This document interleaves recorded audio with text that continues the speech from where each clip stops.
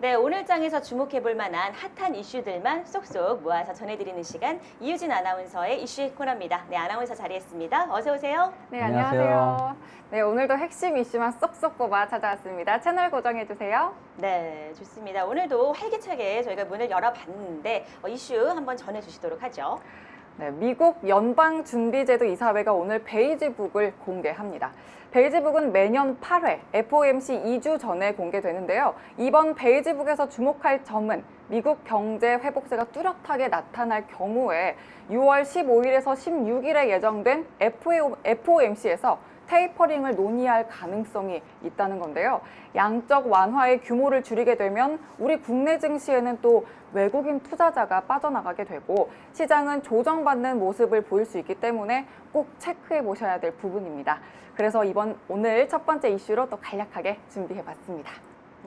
예, 뭐 연준이 항상 이제 저는 근데 이걸 뭐 사실 이렇게까지 할 필요가 있나 네. 사실은 생각을 했는데 그 연준의 회의록이에요. 사실은 베이지북이 이 회의록인데 네. 그 회의록을 옛날에 그 베이지 색깔의 어떤 철을 해서 그렇게 제출했다고 해서 네. 그걸 베이지북. 베이지북이라고 부르는 건데 굳이 저거 회의 있는 것까지 이렇게 세계적으로 공개할 필요가 있나 이렇게 저는 생각을 했었어요. 네. 근데 이제 어떻게 보면 미국은 굉장히 투명성, 그다음에 정보의 그러니까 정보가 투명해지는 투명성을 굉장히 강조하는 국가잖아요. 네. 우리는 투명하다. 우리는 위대한 국가다. 뭐 이런 굉장히 그런 걸 강조하는 국가잖아요. 그렇죠. 그러다 보니까 이런 회의록까지 공개하지 않게 되었나. 이렇게 저는 좀 생각을 해보고 있고. 지금의 연준의 어떤 분위기상으로 봤을 때 지금은 매파가 많으냐 비둘기파가 많으냐 이렇게 딱 질문을 딱 던져놓고 보면 네. 저는 비둘기파가 월등하게 우세하다고 봅니다. 비둘기파. 지금 연준은 네. 적어도 연준은 항상 매파적 성향의 인물보다는 비둘기파적 성향의 인물들이 항상 의장이 되었어요. 연준에. 지금 제롬 파월은 약간 그나마 비둘기와 매파의 좀 중에서 비둘기 쪽에 조금 기울어져 있지만 약간 매파적 성향도 있어요. 기질이. 예. 네. 그럼에도 불구하고 그 역시 그조차도 지금 부담스러운, 즉 테이퍼링에 대한 얘기를 부담스러워하는 이유는 결국은 코로나가 종식되지 않았기 때문입니다. 맞네요. 그 부분이에요. 네. 그러니까 역시 저는 이번에 뭐 베이지북 역시 비둘기파적 성향이 굉장히 강하게 드러나오지 않겠나. 아직 스틸 헝그리 쪽으로, 아직은 배고프다 쪽으로. 왜냐하면 네. 물가는 세게 올랐는데 미국도 마찬가지예요. 그렇죠. 중고차 가격까지 오를 정도로 물가는 세게 올랐는데 빈익빈 부익부 현상은 더욱더 심해진 거죠. 미국도. 맞아요. 네. 네. 그러니까 그 상황에서 함부로 올릴 수 없는 게 바로 금리입니다. 그 테이퍼링. 결국은 출구 전략은 잡을 수는 밖에 없어요. 네. 근데 그게 시기상 지금 조금 애매모호하다. 애매모호하다는 얘기입니다. 네. 애매모호하다. 그러니까 네. 그 점 참고하시면 좋을 것 같아요. 네. 네, 좋습니다. 어쨌든 뭐 연준의 이 베이지북에 공개됐는데 말 그대로 회의록이 공개된 내용들, 이 테이퍼링 가능성에 대해서는 지금 시기적으로 다소 조금 애매모호한 상황이다라는 관점 얘기해 주셨고요. 바로 두 번째 이슈 살펴보도록 하죠. 네, 구글의 클라우드 서비스인 구글 포토의 무료 서비스가 어제 종료됐습니다. 이에 구글은 수요 급증으로 인해서 더 이상 저장 공간을 무제한으로는 공급할 수가 없어서 정책을 변경하게 된 거라고 설명을 했습니다. 구글 포토는 스마트폰이나 PC 등의 사진을 포함해서 동영상 또 기타 문서 파일 등을 가상 공간인 클라우드에 저장해주는 서비스인데요. 우리 일상과 또 가까운 클라우드 서비스로는 카카오톡의 톡서라 플러스도 있고요. 네이버의 마이박스 서비스도 있습니다. 이 코로나19 이후에 클라우드 시장은 가장 다이나믹한 변화를 보이고 있습니다. 그중에서도 비대면과 관련이 있는 앱을 클라우드를 통해서 제공하는 기업이 가장 주목을 받았었는데요. 언택트 문화가 확산되면서 커뮤니케이션과 전자결제 서비스 분야가 부각될 수밖에 없었고요.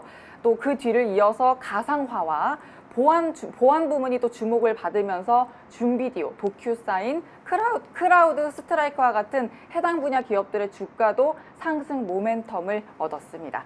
또 기업으로서는 클라우드가 낮은 비용으로 높은 보안 수준을 유지하면서 중앙에서 앱과 또 데이터를 통제할 수 있기 때문에 중장기적인 측면에서도 지속적인 상승세를 기대하고 있습니다. 여기서 특히나 주목해볼 점은요. 재택근무, 화상수업, 사물인터넷 등 원격 서비스에 대한 수요가 늘면서 사이버 보안 분야의 필요성이 커지고 있기 때문에 보안 서비스의 수요가 늘고 있다는 점 주목해 볼 점입니다. 이렇게 클라우드 서비스와 관련된 사업들의 성장세가 계속해서 부각되고 있기 때문에 앞으로도 관심 있게 지켜보시면 좋겠습니다. 네. 네. 어쩔 수 없이 유료할 수밖에 없다. 네. 과연 그럴까 정말? 뭐 이렇게 제가 물어볼 수밖에 없어요. 얘들 처음부터 알고 있었을 거예요. 그러니까 이게 사람이 굉장히 편리해지게 만들어 놓고 그게 없어지면 순간적으로 불편할 것들이 사람들이 딱 아는 그 시점에 애들은 항상 유료화를 시킵니다. 맞아요. 맞아요. 예. 그런 원성도 있더라고요. 항상 안 보고 안 봐도 비디오예요. 네. 안 봐도 비디오. 그쵸. 항상 그렇게 딱 끌고 가놓고 거기서 탁 유료 탁 시키고. 이미 전략적이었던 거죠. 어쩔 수 없다. 그렇게 얘기를 하는데 과연 그럴까 정말 이거 제가 물어볼 수밖에 없어요. 근데 자, 이 클라우드 시장이 사실 저는 이렇게 좀 해석을 드리고 싶어요. 진짜 올리 클라우드 회사들은 별로 안 좋아요. 그래요. 올리 클라우드 회사들은 별로 안 좋아요. 네. 그러니까 이미 산업이 성장기를 넘어서서 이제 정체기로 들어갑니다. 정체기를 맞이했군요. 네, 정체기를 맞았어요. 네. 근데 이걸 유료화시키는 쪽이 왜? 이미 이 클라우드 업체들에 대해서는 구글이 돈을 계속 저거는 무료로 하면서 처음엔 계속 돈을 준 거예요. 처음엔 이들한테 지급을 하죠. 그렇죠. 근데 이제 점점 자기 걸로 만들어 나가죠. 그러면서 결국은 다 뺏어가는 시스템이에요. 결국에는 그죠. 필요 네, 없어지니까. 얘들은 그 클라우드만을 개발하고 그런 애들은 결국은 큰 기업에 뺏기고 결국은 그 기업들은 쇠퇴하는 반면 얘들은 이걸 유료화시키면서 처음에 이들한테 주는 돈은 대표적인 돈이니까 작은 돈을 줬을 거란 말이에요. 근데 이제 불특정 다수에게 많은 돈을 이제 내가 가져갈게 이러고 끌고 오면 되는 거죠. 그렇죠. 그렇죠. 이게 그들이 진정으로 이제 추구하고자 했던 방향대로 가고 있는 거예요. 말 그래서 그대로 내가 노림수였다. 얘기했잖아요. 내가 얘기했잖아요. 언제든 이 기업들은 이소미 앵커님의 지갑에서 돈을 빼가려고. 돈을 맞아. 빼가려고 딱 준비를 이미 다 어떻게든. 해놓고 있다. 맞는 말씀이셨습니다. 네, 그러니까 정말. 그런 저희 부분들이- 주머니가 그렇죠. 점점 얇아지는 거죠. 이제 어떡해요. 앞으로 이제 뭐 저는 괜찮아요. 앞으로 살아가신 두 분은 점점 살아갈 날이 더 많잖아요. 이 두 분은 그렇죠. 점점 지갑이 얇아지는 거예요. 이러면서 계속 얇아지는 거죠. 났네요. 없어. 그러게요. 그러니까요. 걱정되죠. 네. 어떡하죠? 진짜 이제 걱정된 눈망울이에요. 진심이 네. 담겨져 그러게요. 있는데 어떡하죠? 저희 굿모닝 나우 경제와 함께 하시면서 대표님과 함께하고 네, 돈을 있으니까 뺏어와야 돼. 괜찮겠죠? 돈을 그럼요. 뺏어와야 되고 네. 그다음에 이게 이제 이렇게 되어져간 그 배경이 하나여도 우리가 옛날에는 사진 찍는 것도요. 네. 사진 그렇게 함부로 막 셔터 팍팍 누르고 이러면 부모님한테 혼났어요. 필름값. 필름값이 있었잖아요. 맞아요. 그 필름을 무조건 한 시절이 통 쓰면 있었죠. 맞아. 또 인화를 하러 가야 되는. 그러니까요. 사진관에 그러니까 가서 사진관 인화를 하러 가야 되니까 이게 이중으로 돈이 들어갔다는 얘기죠. 네. 지금은 막 찍죠. 찍어요. 그냥 맞아. 삭제하는 거 다다다다다 아니고. 빼고 찍어요. 연속 촬영도 맞아, 있고요. 맞아. 근데 그걸 다 클라우드에 담아서 그런 거예요. 그러지 마세요. 사진 많이 찍는 건 좋은 거예요. 사진 많이 찍는 건 좋은 건데 이걸 얘들이 자동으로 클라우드에 저장되게끔 딱 그 시스템을 만들어 놓으니까 금방금방 차는 거지 뭐. 맞아요. 네, 금방금방 차니까 이제 이걸 유료화로 딱 얘기를 꺼낼 수 있는 연구를 준 거예요. 그러니까 우리가 디지털도 휴지통이 필요한 거고 디지털도 선별하는 일들이 필요한 거예요. 네. 귀찮다고 그렇게 하면 결국은 귀찮으시면 돈을 쓸 수밖에 없어요. 아시겠죠? 네. 자, 그래서 그거는 이제 사적인 얘기고 그건 주식시장을 바라보는 관점의 얘기는 아니고 그렇죠.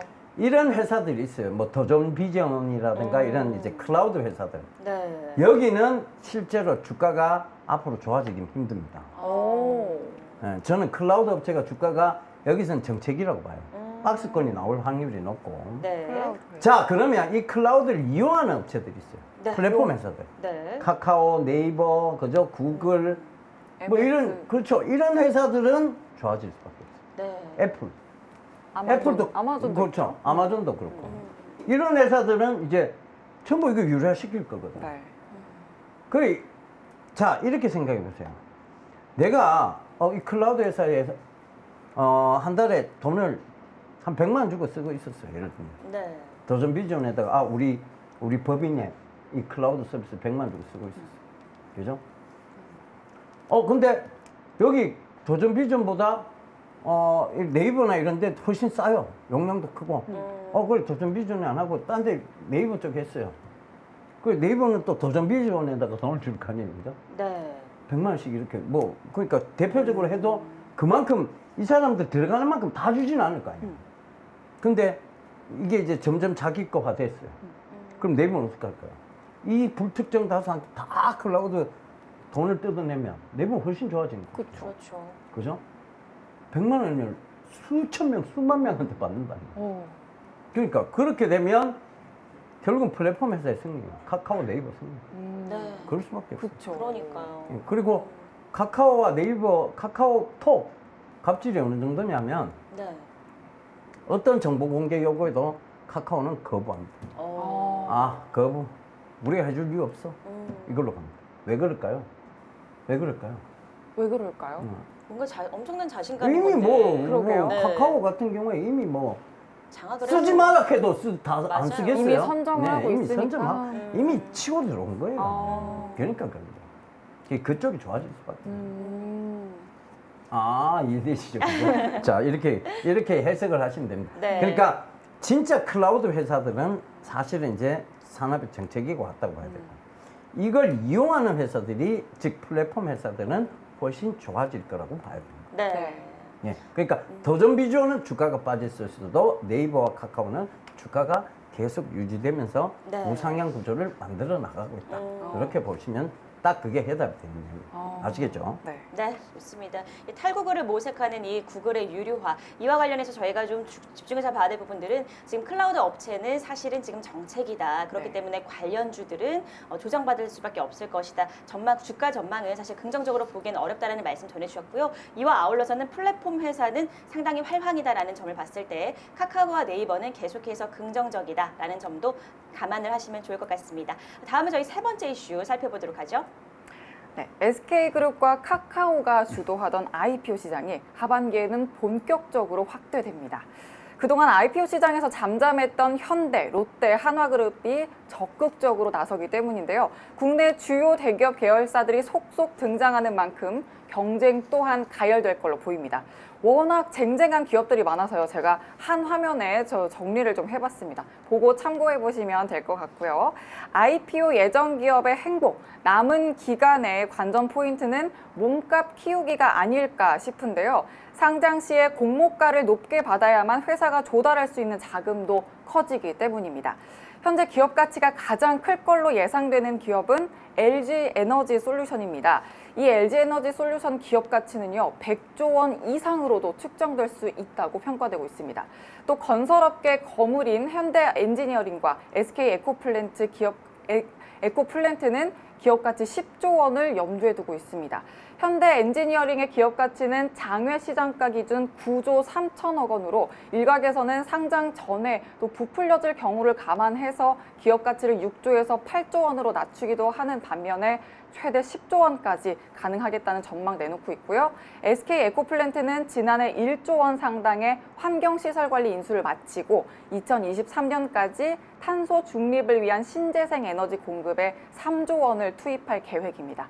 이로 인해서 기업 가치를 10조 원으로 끌어올려서 상장하겠다고 예고를 했습니다.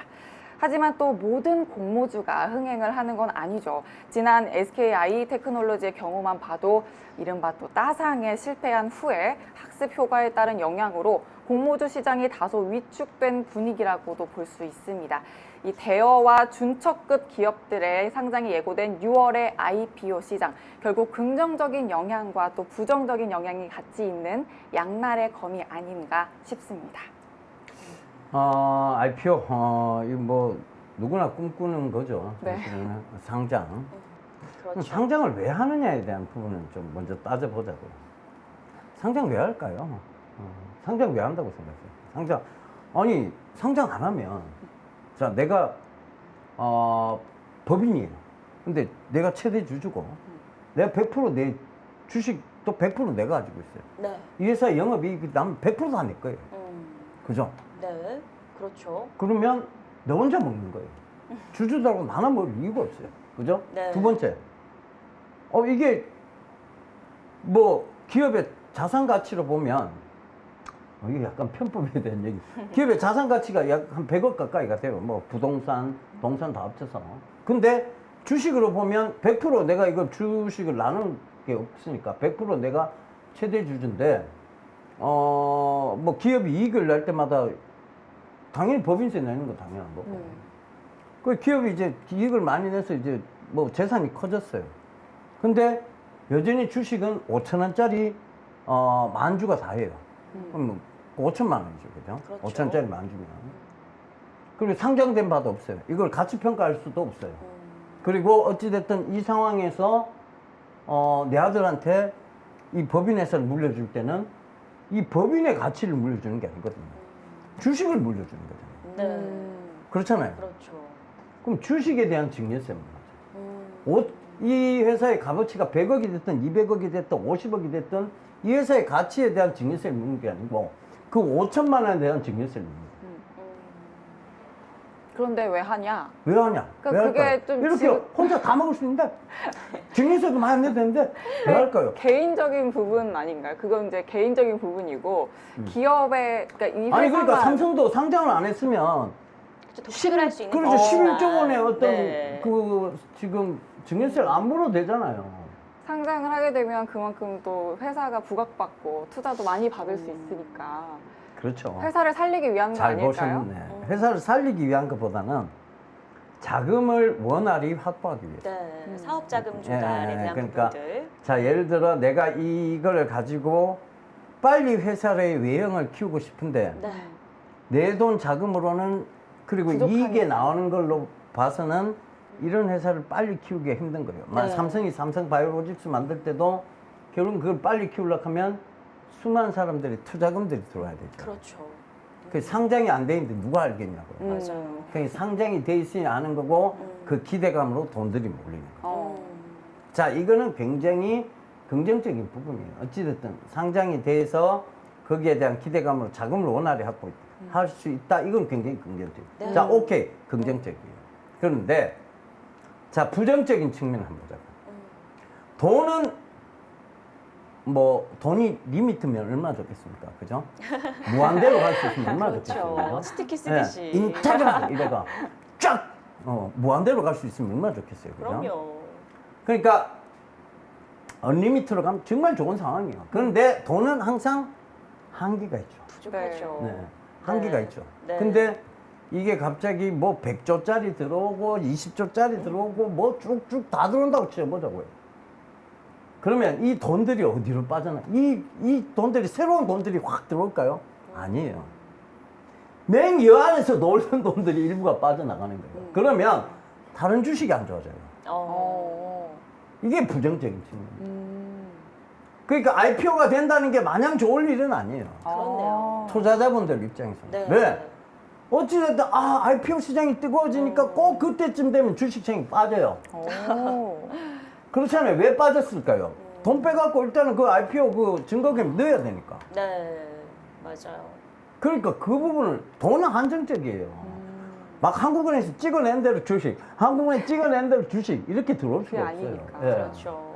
그러니까 IPO가 IPO 대어들이 많이 등장한다는 건 주식 시장이 그렇게 건전하게 움직이지는 않겠구나라고 역으로 해석해 볼 수 있는 얘기죠. 네. 그래서 봐요. 오늘도 빠지잖아요. 그렇구나. 그러니까 또 새로운 걸 뭐, 배웠네요. 아니요. 그렇게 많이 빠지는 건 아니네요. 그러니까 이게 결국은 상승의 제한적 요소가 있는 거예요. 그렇게 되면 IPO 대어들이 막 등장한다. 네. 그러니까 결과적으로 그런 부분들을 생각해 봤을 때도 3,200포인트 이상에서의 이런 지금 흔들거림은 결국은 현금 확보를 조금 더, 그러니까 계속해서 현금 확보를 좀 해들어가는 전략. 그리고 다시 빠져줬을 때 주식 비중을 늘리는 전략. 이게 맞다. 왜냐하면 어느 정도 선상까지는 자금들이 다 커버가 돼요. 네. 근데 여기서 계속 뭐 IPO가 새로 이러면 계속 그 자금들을 들락날락거리게 돼 있거든요. 그렇죠. 그 부분을 생각해 보셔야 돼요. 네. 아시겠죠? 네. 네, 이렇게 하반기 IPO 시장을 맞이하는 우리의 자세, 이 부분 같은 경우에는 역시나 이 주식 시장이 건전하게 흘러가기엔 어렵다. 이런 어떤 상승의 제한적 요소가 있다라는 점을 참고하시면서 저희가 늘 강조드리는 바이 앤 밸런싱 3,200포인트와 그리고 그 이하 조정 시에 우리가 어떻게 해야 될지 이제는 말씀 안 드려도 다 아실 거라 생각합니다. 네, 이슈 이렇게 정리해 보도록 하고요. 저희는 잠시 후에 주식 보감으로 돌아오겠습니다.